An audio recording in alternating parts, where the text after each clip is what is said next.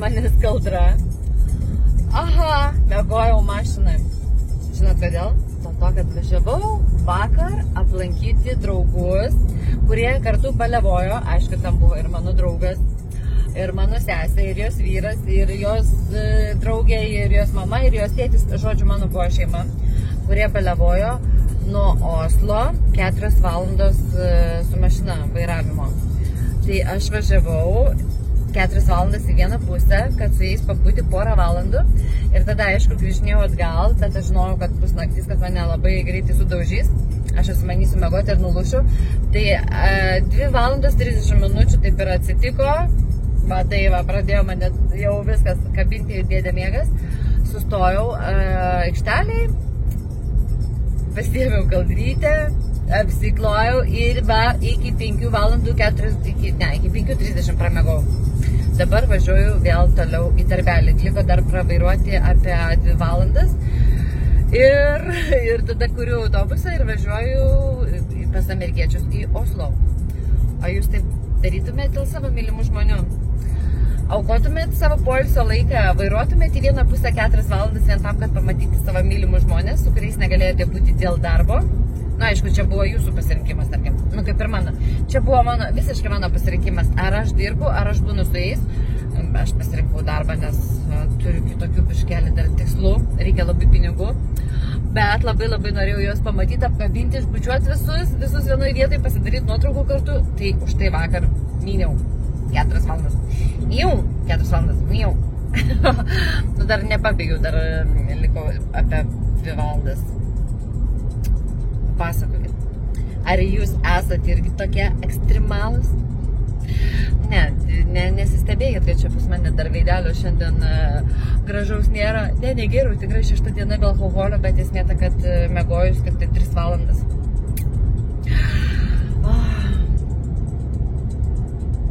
Akis raudonas pakubilo, bet už tai gamta graži. Jeigu klausat manęs, kaip man šiandien sekasi dirbti po visos nakties, galima sakyti, nemiegotos, tik 3 valandos miegotos. Ir tai mašinoj ten. Va tai va. Tai žinokit, Red Bullio tabletė jau paruošta. Širdelė, kai visą laiką permušinėja. Bet dar nieko, dar laikausi. Dar dirb galiu. O kadangi šiandien visą dieną praleisime Oslo, Norvegijos sostiniai, bus lengva diena. Dėl to, kad toli labai kažkur čia neprivežiuosi, anksti mane paleis, tai važiuosiu miegoti.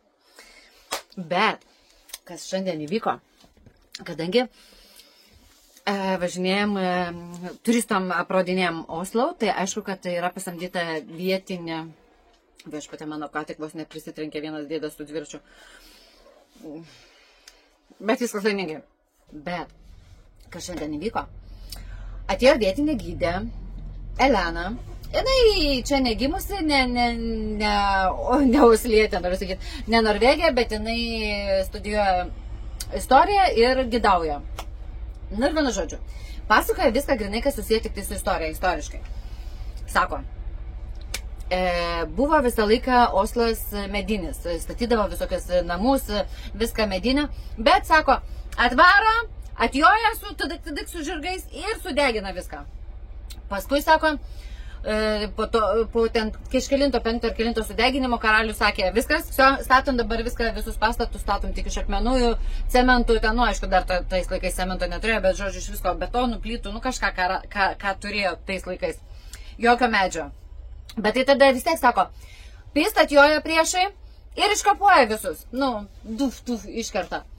Ir sako, atspėkit, kas bele kiek metų jinai sako mūsų norvegų žudė. Atspėkit, sako, kas bele kiek metų mūsų norvegus buvo pavergę, laikė vergyje. Atspėkit. Taip, švedai. Ir va tokie. Martinui per snukį. Jisai čia 3 dienas bandė. Mes švedai patys geriausi, mes čia kiečiausi, mes čia... O Jėzu, pasižiūrėkit, kokie mes fainam. Ką jisai nori? O tą paėmė garačią mergelygę ir sako, kas didžiausiai Norvegijos buvo priešai? Šveduliai. Tik kartais aš pagalvoju, geriau dirbti, žinokit, yra su tais voveriukais, nu, su visais visokiais kiniečiais, korėjiečiais, arba su Europa. Europa tai yra, visokie ispanai, italai, nes jų gidai kalba jų kalba, aš nefiga nieko nesuprantu, kai aš šneka, ir aš saurami, neapsikraunu, nieko.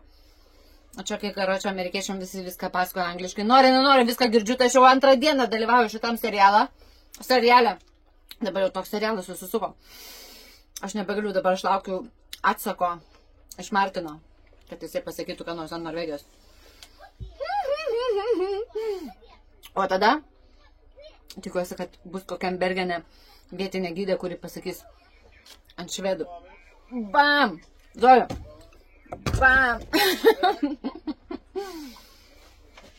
Sorry, jie patys mane įtraukė į šitą serialą. Aš nenorėjau. Tikrai nenorėjau, man visiškai buvo pofik, bet jau antrą dieną, kai ne pofik.